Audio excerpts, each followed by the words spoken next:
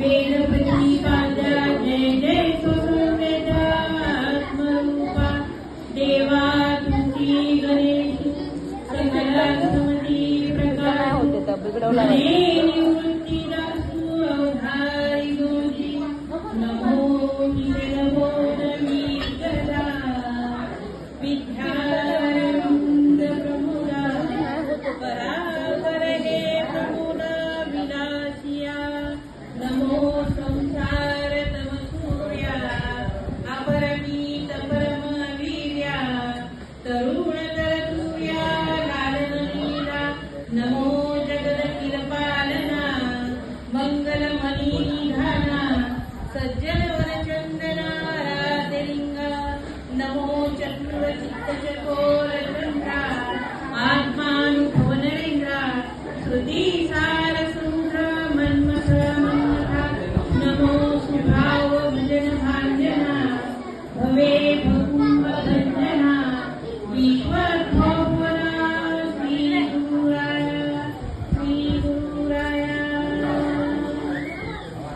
हरे राम राम राम हरे हरे हरे कृष्ण कृष्ण कृष्ण हरे हरे हरे राम राम राम हरे हरे हरे कृष्ण कृष्ण कृष्ण हरे हरे हरे राम राम राम हरे हरे हरे कृष्ण कृष्ण कृष्ण हरे हरे हरे राम राम राम हरे हरे हरे कृष्ण कृष्ण कृष्ण हरे हरे हरे राम राम राम हरे हरे हरे कृष्ण कृष्ण कृष्ण हरे हरे हरे राम राम हरे हरे हरे कृष्ण कृष्ण कृष्ण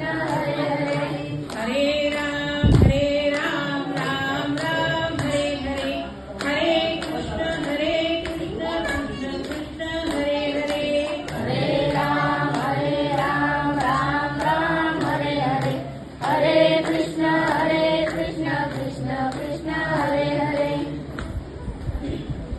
इथे जमलेली सगळी माझी घरातली माणसं सर्वांना माझा नमस्कार आणि लहानाचा आशीर्वाद. आपल्या घरामध्ये हे पूर्व परंपरेनुसार चालत आलेले हे जे पर्व शिवरात्रीचं आहे हे अत्यंत म्हणजे आपण भाग्यवान आहोत सर्वजण की हा आपल्याला सोहळा नेहमी दरवर्षी आपण करत असतो आणि पुढच्या पिढ्याला हे करणं गरजेचं आहे. एकत्र येऊन आपण जो सादर करतो इथं सर्व हा कार्यक्रम तो खूप आनंदाने आणि उत्साहाने पार पडावा दरवर्षी ही प्रार्थना आहे. आणि सर्वजण एकत्र जमतात.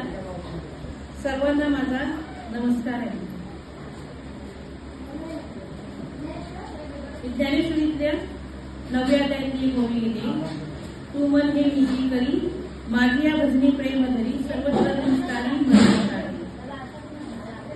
ज्या वेळेला अर्जुनाला भगवंतांनी गीता सांगितली कुरुक्षेत्रामध्ये त्यावेळेला अर्जुनाने प्रश्न केला देवाला की तुला कसा भक्त आवडतो.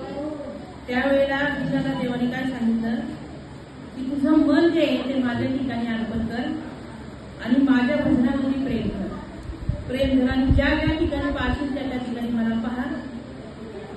त्यामुळं जिकडे पाहशील तिकडे मला तू पहा अशा प्रकारे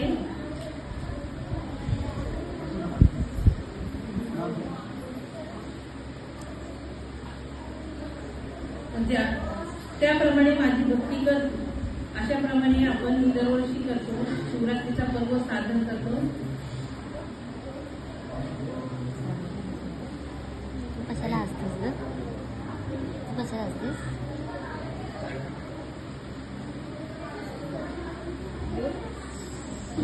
जे वडील करती त्या नाव धर्म ठेवली त्या संघाने आपल्या वडिलांनी आपल्याला जे करून ठेवलेलं आहे ते आपण करत असतो.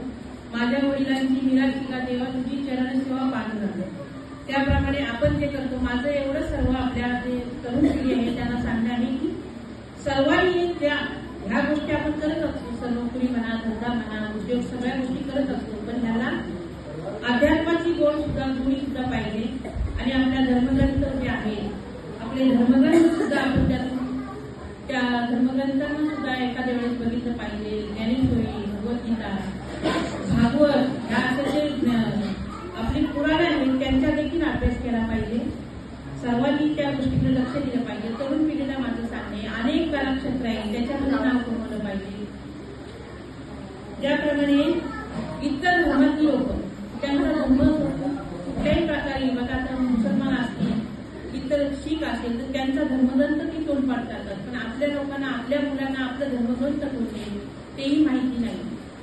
त्यामुळे रोज तरी ज्ञानेश्वरी प्रत्येकाच्या घरी पाहिजे, प्रत्येकाच्या घरी ज्ञानेश्वरी असली पाहिजे आणि ज्ञानेश्वरी वाचलीच पाहिजे. माझं तरी असं आहे.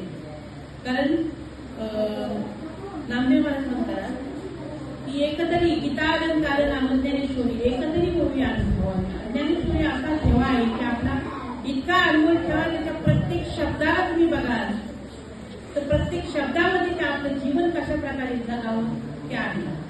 कारण माऊलीने आपल्यासाठी अनमोल ठेवा. आपण नेहमी आरती बोलतो ना, त्या आरतीमध्येच आहे बघा, ज्या वेळेला भगवान श्रीकृष्णांचं कार्य संपल्यानंतर, ते कार्यकाळ संपल्यानंतर त्यावेळेला कुरुक्षेत्रामध्ये त्यावेळेला भगवद्गीता सांगत असताना अर्जुनाला, त्यावेळेला तर 3 माणसं होती, 3 जण होती ऐकणार. एक अर्जुन, दुसरा संजय होता. संजय म्हणजे धृतराष्ट्र राजाला सांगणार, म्हणजे त्याला दिव्य दृष्टी दिली होती संजयाला. आणि त्याप्रमाणे तो तिथं बसून त्याला धृतराष्ट्राला सांगत होता कुरुक्षेत्रावर काय काय घडतंय, काय काय नाही, तो तिथं बसून त्याला सांगत होता. आणि त्याच ठिकाणी अर्जुनाला जी भगवद्गीता सांगितली, संजयाने ऐकली, अर्जुनाने ऐकली. त्यावेळेला हनुमान सुद्धा होते. कारण रोज संभावरी वारण तो मूर्तिमंत शंकर, म्हणजे साक्षात शंकर अवतार, म्हणजे मारुतीचा अवतार आणि शंकराचा अवतार. त्याप्रमाणे मारुती देखील तिथे म्हणतात. तर मारुतीचा असा एक नियम होता की तो रोज सकाळी उठून आपल्या आईच्या पाया पडायचा, हा नियम असतो. पण ज्या दिवशी श्रीकृष्णाने अर्जुनाला भगवद्गीता म्हणजे जे ज्ञान सांगितलं, ते न बोले देवकी, ते न बोले वसुदेवकी, ते प्रिय अर्जुनाची मुलं, इतका तो स्वतः म्हणजे अर्जुन प्रिय भक्त होता श्रीकृष्ण. त्यावेळेला भगवान श्रीकृष्ण सांगत असताना हनुमानाला ती आनंद नंतर आठवण झाली की मी आज आईच्या पाया पडलो नाही. मग त्यावेळेला ते धावत करत आईच्या ठिकाणी गेले. आईच्या ठिकाणी गेल्यानंतर आई विचारते त्याला, इतका वेळ का लागला बाळा तुला? त्यावेळेला तो सांगत असतो की अशा अशा गोष्टी मी ऐकतो, पण त्याला ही सांगता येणार की आपण काय ऐकत होतो ना. ती विचारते तुला काय एवढं ज्ञान मिळालं, जे ज्ञान आहे ते ज्ञान काय दिलं ते मला सांग. तर आनंद म्हणतो की हनुमान म्हणतो की माझ्या लक्षात नाही येते आता, मला नाही सांगता येणार. ज्याला सांगितलं त्याला आपण इथं घेऊन येतो. मग हनुमान थेट तिथं कुरुक्षेत्रावर आले. कुरुक्षेत्रावर आल्यानंतर त्यांनी अर्जुनाला सांगितलं की माझ्या आईची इच्छा आहे की तुला जे ज्ञान सांगितलं की तू माझ्या आईला सांग. मग थोडं अर्जुनाला घेऊन हनुमान त्याच्या आईसमोर उभा राहिला. आईसमोर उभा राहिल्यानंतर आईला समोर उभा केला. आईच्या समोर उभा केल्यानंतर त्याला विचारते त्याची आई की तुला जे ज्ञान श्रीकृष्णाने सांगितले ते मला पण सांगायचं. त्यावेळेला अर्जुन देखील म्हटलं की माझेही ते लक्षात नाही ते ज्ञान, जे ज्ञान आहे जे सांगितले ते त्या एकच वेळेला ते माझ्याही लक्षात नाही. पण ज्यांनी सांगितलं त्याला आता तुम्ही सांगितलं तर श्रीकृष्ण. त्यावेळेला हनुमान धावा करतो देवाचा. श्रीकृष्ण तिथे येतात. आल्यानंतर ते म्हणतात की माझ्या आईची अशी इच्छा आहे, तुम्हाला जे ज्ञान तुम्ही जे ज्ञान सांगितलं ते तुम्ही दिलेलं ज्ञान मला ऐकायचं. त्यावेळेला देव म्हणतो की माझ्या तोंडून ते परत येईल. आणि मग त्यामुळं कलियुगामध्ये हे ज्ञान बाहेर पडेल आणि ते ज्ञान आपण आरत्या वगैरे करतो त्यामध्ये लपलेलं. लोकले ज्ञान जगी इथं निनंदी कोरे अवतार पांडुरंगा नाम ठेवी ज्ञान. म्हणजे हे मग त्या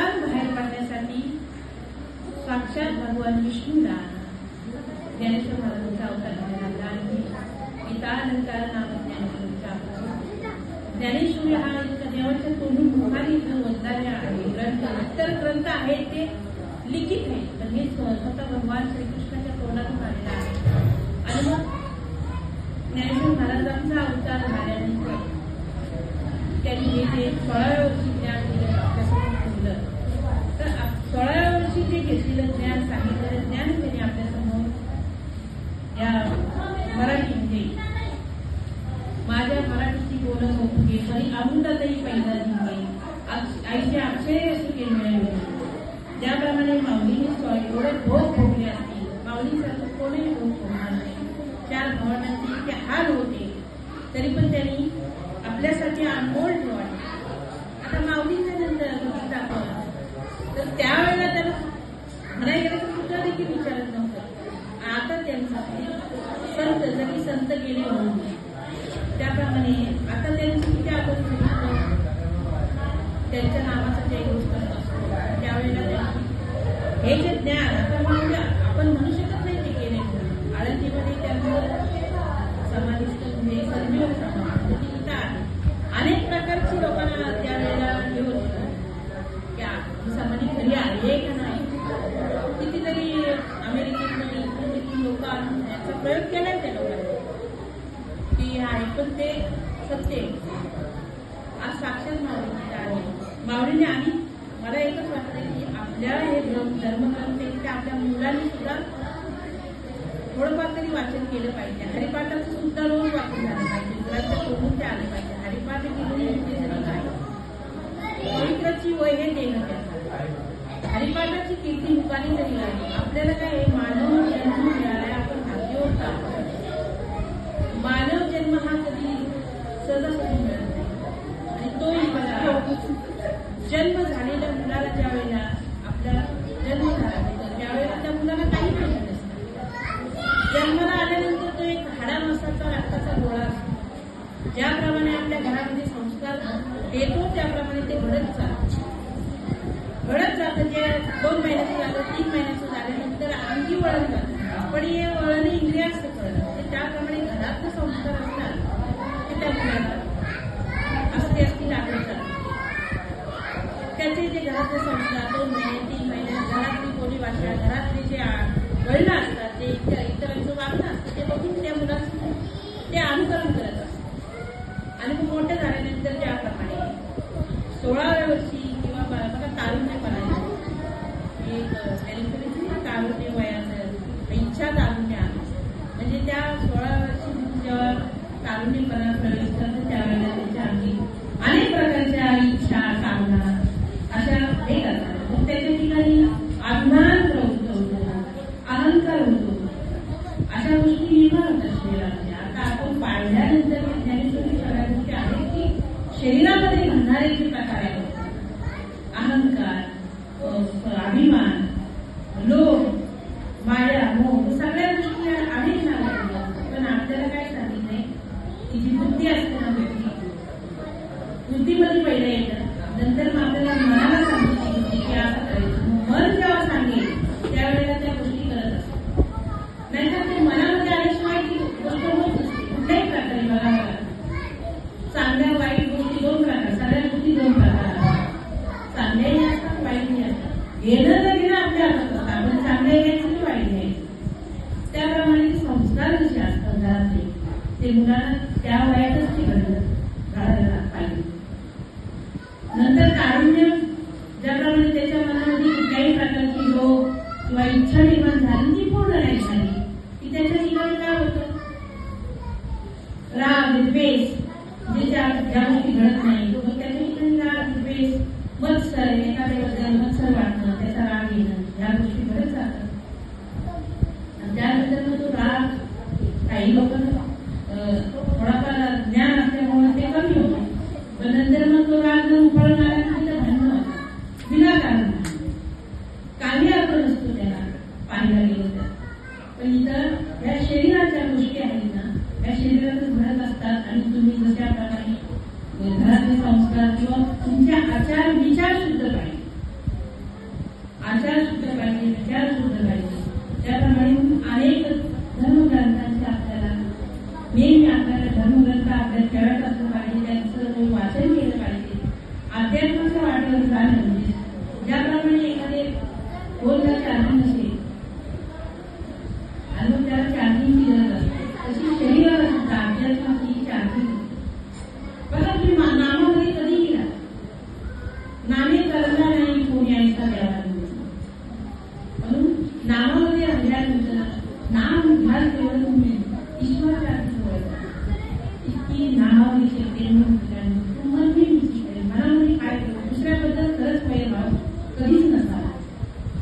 मन हे मिची कधी माझ्या भजनी प्रेम कशामध्ये म्हणून तुम्ही बरेच समोर जर किती असू द्या तुम्हाला अनेक प्रकारे नावं ठेवतो जर काही नावं ठेवतो पण आपल्या शरीराचं 3.5 हातात 3.5 हाताचं शरीर असतं त्याला काय लागतं किती जेवायला लागतं किती कुठले कुठले प्रकार असतात पण त्यामध्ये जर तुम्ही इतर अनेक प्रकारचे जर विषय भरले तर ते घातक असतात.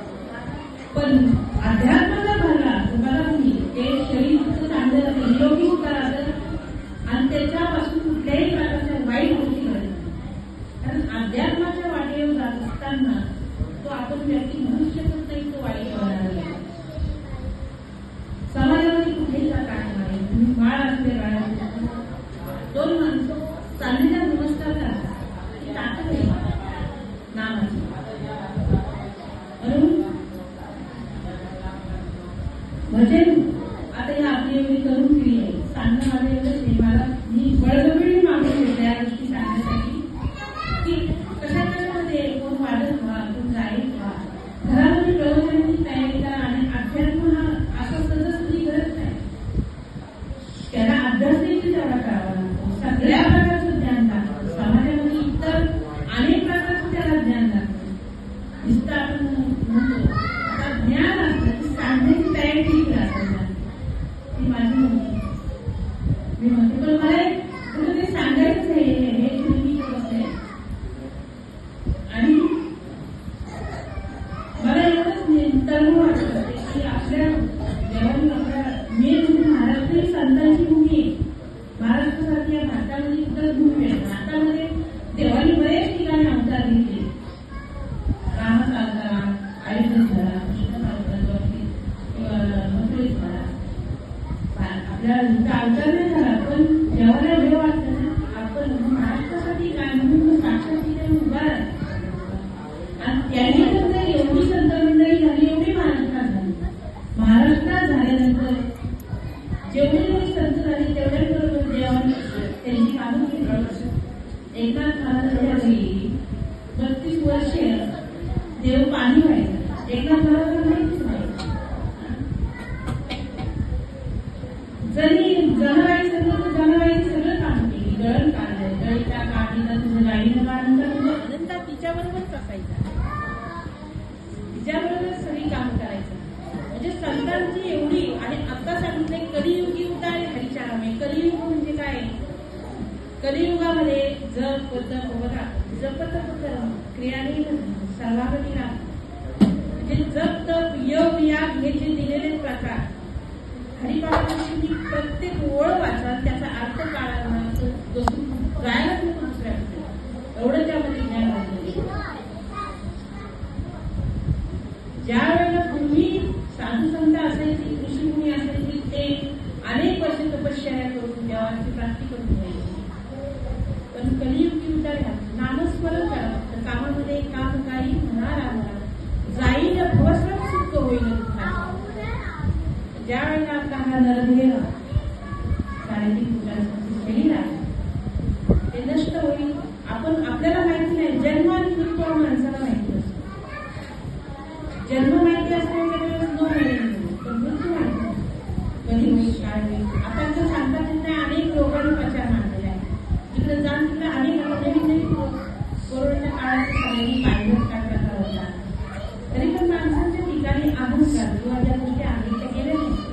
देव सगळं दाखवतोय सगळं चित्र दाखवतोय पण नाही माणसाची बुद्धी असते ना ज्या वेळेला आपल्यावर येते त्यावेळेला आपण म्हणतो देवाचं नाव स्मरण करतो देवा मला वाचवतो म्हणतात ना मनी नाही भावाने देवा काय बाजाराचा भाजीपाला आहे देवाला पावायला थोडी भक्ती लागते. भक्ती कशी तुम्ही म्हणताय आपण 1000 गोष्टी आपण करतो देव म्हणतो की मला सूर्याला पान जरी अर्पण केलं ना पण ते कसं पाहिजे, भावे विना भक्ती भक्ती विना बळे विना शक्ती पोचते. अरे भाव नसेल तर भक्ती फळा नाही. बळ करू नकोस, भाव पाहिजे, भावच पाहिजे त्याच्या ठिकाणी. तो म्हणत नाही मला अनेक प्रकार देतो, अनेक आता देणार आहे ना, आपण अनेक प्रकार देतो देणार आहे. फक्त तुम्ही ज्या गोष्टी शुद्ध भाव नाही त्याच्यामध्ये काय करीत नाही त्याप्रमाणे प्रत्येकाने भक्ती करावी, चांगल्या मार्गाने जावं. माझी एवढी सगळ्यांना विनंती आहे. आता एकच सांगायचे की आता धर्म आणि अधर्म, धर्माचं आणि अधर्माचं युद्ध होतं ज्या वेळेला, शेवटी धर्माची विजय होतो, अधर्माचा नाश होतो. पांडवांचं किंवा कौरवांचं बघितलं आपण तर कौरव हे अधर्मी होते आणि पांडव हे धार्मिक होते. म्हणून तर युधिष्ठिराचं नावच होतं धर्मराजा. धर्मराजाचं नाव त्यावेळेला गोपालिक होतं. गोपालिक शब्दानंतर कधी सुरुवात झाली. तो मी थोडा तुम्हाला एक मुद्दा सांगते. तिथून कधीला सुरुवात झाली. ज्यावेळेला कधी संपत आला आणि पांडवांचं किंवा कौरवांचं ते कौरव तर केले, पण गोपालिकाला सुरुवात होणार होती. धर्मराजाचा तो त्रस्त आले. धर्मराजाचं राज्य म्हणजे धर्म आणि अधर्म म्हणजे आता चाललेलं असतं ते काय असतं, सत्य आणि असत्य. सत्य आणि असत्याची लढाई होत असते. माणसं त्यामध्ये गुंतलेली असतात, कारण सत्यही माहिती नसतं, असत्यही माहिती नसतं. विनाकारण माणसं संशय, म्हणून संशयामुळे घोर आणि पाप नाही घोर विनाशाची वागणूक काढणे. माणसं जास्त करून भांडणही संशयाने करत असतात. पाहायला गेलं तर काही नसतं. म्हणून ते धर्म आणि अधर्म याचा आपण करतो किंवा सामोसामनी सुद्धा होत असतं. मला काय असतं त्यातूनही होत असतात. तसं धर्म अधर्माची आणि पांडवांचं तर त्यांचं युद्ध तरी कशासाठी झालं, जागरणासाठी झालं ना. कौरवांना देवाने सांगितलं होतं त्यांना 5 जावं दे, ते समाधानी राहतील. 5 पांडव 5च जावं दे. कौरव म्हणलं सुईच्या टोकावर येईल पण जमीन आपल्याला, कारण कौरवाने सगळं काहीच केलं होतं. पण आज ज्याचा सखा हरी त्यावरील विश्वकृपा देव त्यांच्याबरोबर असल्यामुळे त्यांचं काय वाटतं. देवाने अनेक प्रकारातून त्यांना वाचवलं. कितीतरी त्यांच्यावर पांडवांवर त्यांनी कौरवांना कौरवांचं म्हणजे किती सैन्य होतं. त्यांच्या पाविषयी पण पांडवांचं नव्हतं. त्यावेळेला कौरव पांडवांचं युद्ध संपल्यानंतर धर्मराजाला गादीवर बसला, म्हणजे राज्याभिषेक केल्यानंतर त्याच्या घरी तर धर्मराजाचं म्हणजे न्याय असायचं. कुठल्याही प्रकारची माणसं त्याच्याजवळ असायची. धर्मराजाजवळ येऊन न्याय निवाडा होत असायचा. पण त्यावेळेला 2 माणसं आली त्याच्या, आणि तो एक माणूस म्हणायला लागला की या व्यापाऱ्याला माझं मी घर विकले, या व्यापाऱ्याला विकले तर हा माझ्या ह्याच्या घरामध्ये मला सोन्याचा अंडा मिळाला. पण हा म्हणतोय मी घर विकले, अंडा नाही विकला. आता हा म्हणतोय मी घर घेतलंय, अंडा नको मला. म्हणजे त्या धर्मराजाच्या काळामध्ये त्याची लोक होती, कारण ती कधीही प्रवेश केला नव्हता त्यांच्या मनात. त्यानंतर मग धर्मराजा म्हणाला ह्यातून मी काही करू निवडत नव्हता ना. याला कोणाला ठेवायचं असेल तर ठेवा, नाही तर एका साईडला कोणी कुठेतरी करून ठेवा. आणि त्याच ठिकाणी 8-10 दिवसानंतर काय झालं, तीच लोक भांडे काढत होते. का तर कधीही प्रवेश केला, कधीही सुरुवात झाली. भांडे काढल्यानंतर तो म्हणतो तो माझा आहे, तो म्हणजे तो माझा आहे. पण त्यावेळेला धर्माला थोडी चिंता वाटायला लागली की आपलं धर्माने आपण वागणार आहे. आपल्या धर्मराजामध्ये अशा गोष्टी नको व्हायला पाहिजे. म्हणून त्यांनी प्रार्थना केली. तर नारद मुनी आले. नारद मुनी म्हणाला कधीची सुरुवात झाली. परत कधी आला, कधीला बोलून घेतला. कधीला बोललं की तू आता एवढं लवकर तर तू प्रत्येकाच्या मनात बसू नको, कारण तुला ते मागणी आहे तर तरी तोपर्यंत तरी म्हणतात. मग म्हणतो मला तू जागा दे, राहायला जागा दे. मग मी नाही शिकणार. माझा आता सुरुवात होती कलियुगाचं.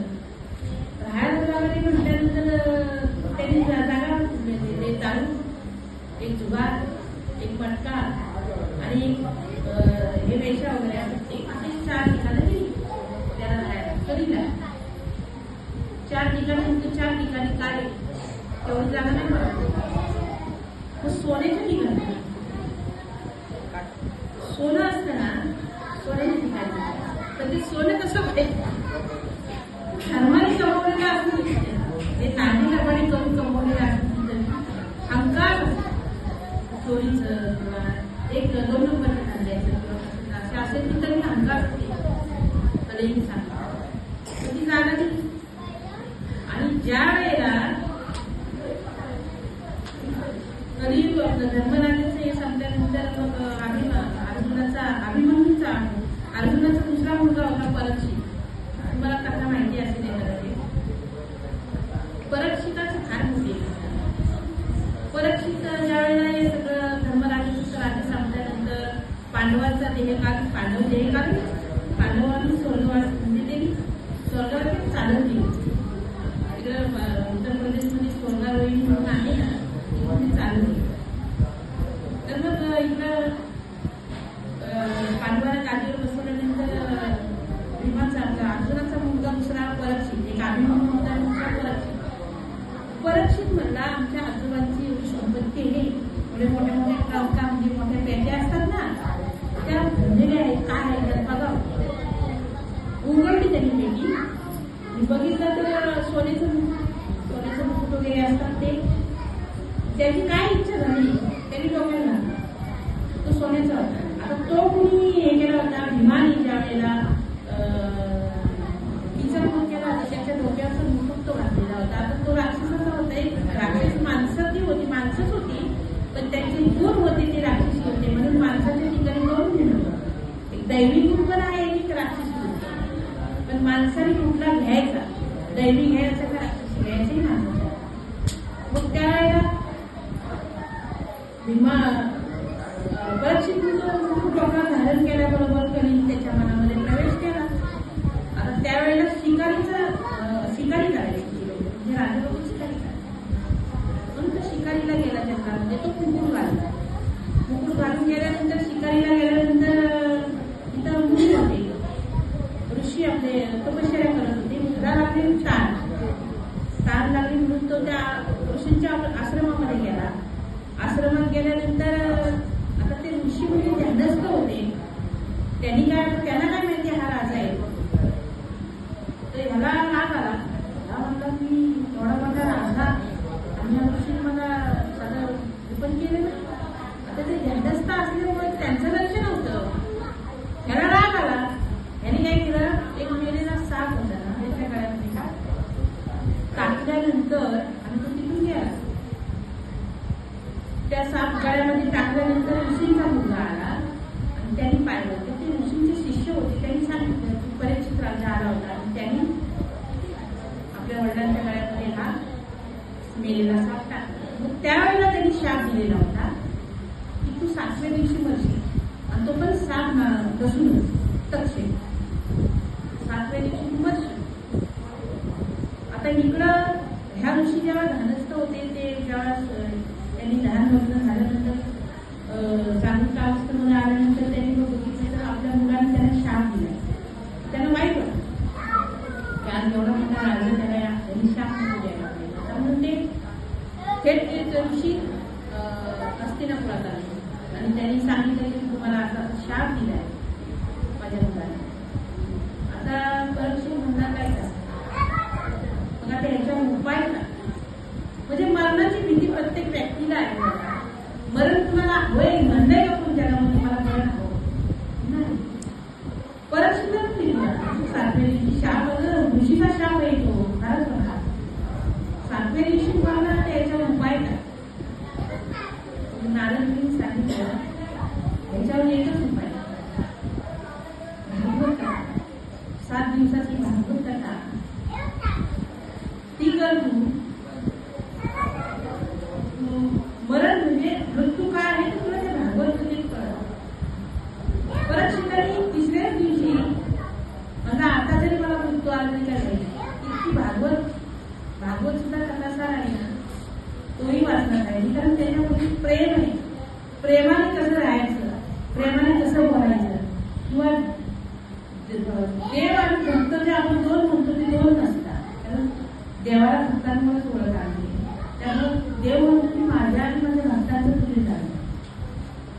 देवाची मागणीच काय नसते.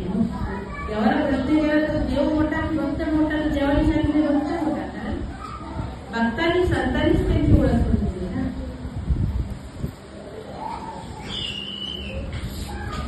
आणि मग परतची राजाने 7 दिवस ते भागवत कथा श्रवण केली. आता हे सांगायला गेलं तर खूप मोठा आहे, पण ते भागवत कथा सांगणारा सुद्धा सामान्य माणूस नव्हता. शंकराचा अवतार होता. कोण होता तो? सुखदेव. आता सुखदेव मुनीने सुद्धा ज्या वेळेला व्यासांनी भागवत कथा, व्यासांनी ज्या वेळेला हे 4 वेद, 6 शास्त्र, 18 पुराण आपले आहेत, आपल्या हिंदू धर्माचे ग्रंथ म्हणू शकतो. आता याच्यावर लोक PhD करतात. प्रत्येक ज्ञानेश्वरीवर तर इतकी लोक PhD करतात. तर त्या आता 4 वेद आहेत ना, तर 4 वेद 4 प्रकारच्या वेदांची सुद्धा म्हणतात ना. 4वेद ज्यावेळेस काही शास्त्री काढलं, 18 पुराणे काय केली? हरीची गाठी. कुणाला गातात? हरीची गाठी. हरिपाठामध्ये काय आहे? या प्रत्येक गोष्टी 4वेद ज्यावेळेस काही शास्त्री काढणं, 18 पुराणे हरीची गाठी. मंथुरी नवनीत. मंथुरी म्हणजे काय करणं माहितीये? मंथुरी नवनीत पैसे घ्या अनंता वायव्य कथा सांगली म्हणजे काय?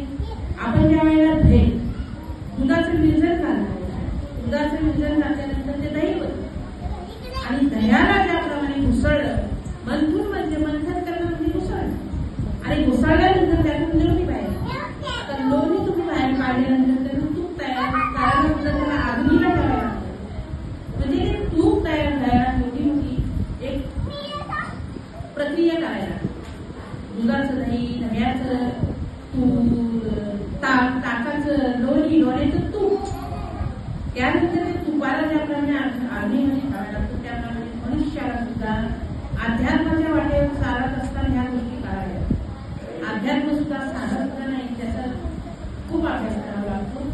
म्हणून हे वेदांचं जे म्हणतो 4 वेद, 6 शास्त्र, 18 पुराणे, त्या 18 पुराणे ती व्यासांनी लिहिलेली आणि त्यातली भागवत कथा सार आहे तो सुद्धा व्यासांनी लिहिलेला आहे. म्हणजे व्यासाला ही चिंता पडली की कलियुगी लोक ही वासनेच्या आहारी जाणारी, कारण त्यांचे भोग संपणार नाही. तुम्ही आज एक केलं तर उद्या दुसरं केलं तर परवा तिसरं, इतके भोग त्यांच्या पाठीवर चालू होणार. त्यामुळे कलियुगी लोक ही भोग प्रदान. मग त्या भोग प्रदान लोकांसाठी आपण काही करून ठेवलं पाहिजे आणि साधी सुट्टी, कारण योग या गोष्टी या जन्मात या कलियुगात घडणार नाही. तो वेळच मिळणार नाही. माणसाला माणसाची वेळ मिळत नाही मोबाईल.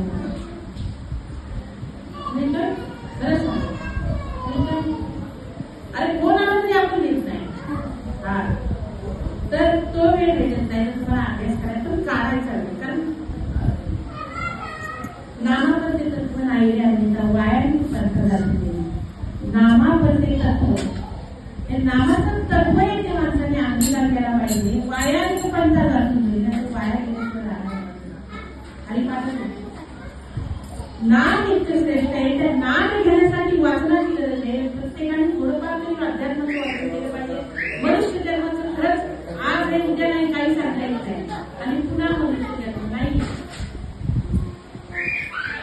आणि झालं आपल्याला ह्या जन्मी आपण काय करतोय, पुढच्या जन्मी आपल्याला आठवण नसणार. आपण ह्या जन्मी काय करतो ते आठवण, आजचं उद्या केलं तरी आठवण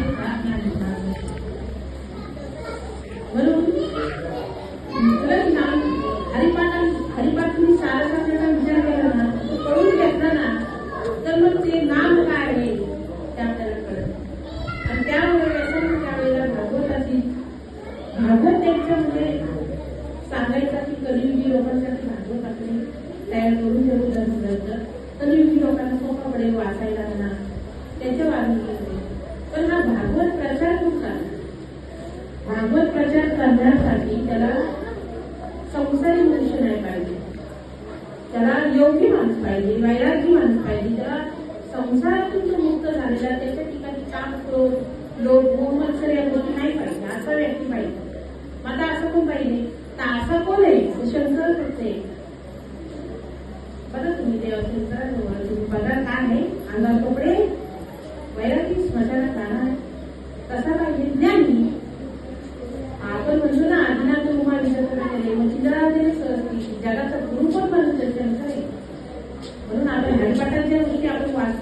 वाचून होत नाही पुस्तक, त्यांना समजून घेतलं पाहिजे. आदिनाथ गुरु सगळा सिद्धांचा म्हणजे त्याचा मुख्य गोरक्षा शिकेला गोरक्षवरला मेन करता आणि जयंती प्रसादे निवृत्ती नाकार ज्ञानदेव सारखे हे नाथांची परंपरा सुरू झालेली आहे. निवृत्ती नाकार जे लास्ट सांगितलं ते माऊली ते जोपर्यंत ज्ञानाचं केलं अवतार पांडुरंग नाव ठेवले जाईल. माऊलीचा जन्म सुद्धा साधन झाला. आपल्याला कशाला जायला पाहिजे? आपल्याजवळ सगळं गोष्टी आहेत, फक्त त्याचा अंगीकार केला पाहिजे. आणि त्यावेळेला व्यासांनी शंकराची तपस्या केली की देवा मी भागवताची रचना केली पण ती मला जगासमोर आणण्याची तुम्ही माझ्या पूजन शंकराने सांगितले की संसाराचा मी त्याग केलाय आणि शंकराचे अवतार नाही. शंकराने स्वतःच्या शरीरातून निर्माण केलेले आहे पण शंकराचा अवतार नाही. त्यामुळे शंकराला सांगितल्यानंतर आता व्यासाने सांगितलं तुम्हाला ज्ञान जगायला पाहिजे ना, हे तरी थोडंफार तुम्ही द्या.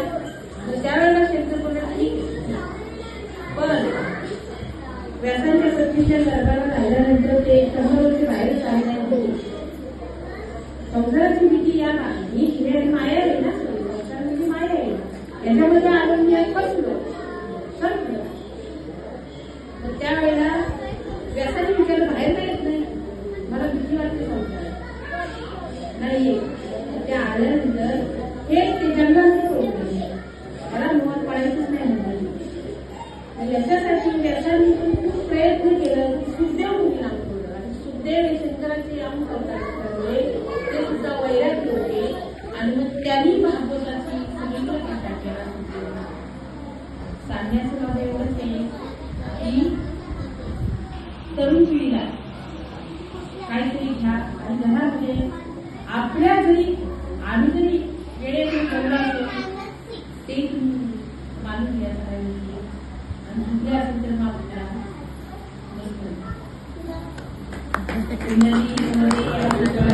श्री ज्ञानदेव तुकाराम पंढरीनाथ भगवान माऊली ज्ञानेश्वर महाराज की जय. जगद्गुरु तुकाराम महाराज